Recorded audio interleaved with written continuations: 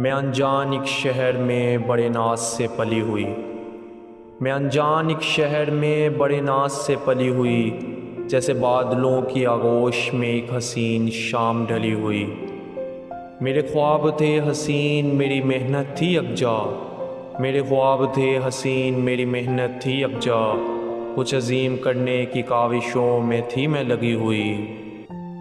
फिर एक शाम ऐसा हुआ कि रुख़े तकदीर बदल गई।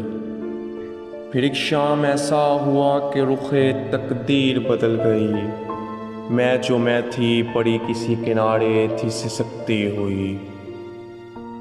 चंद भेड़ियों की हवस ने नोच डाला था मेरी रूह को। चंद भेड़ियों की हवस ने नोच डाला था मेरी रूह को।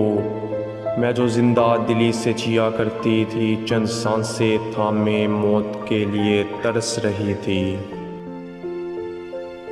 मुझे खुदा से है शिकवा कहाँ, मुझे तो शिकवाए इंसानियत है।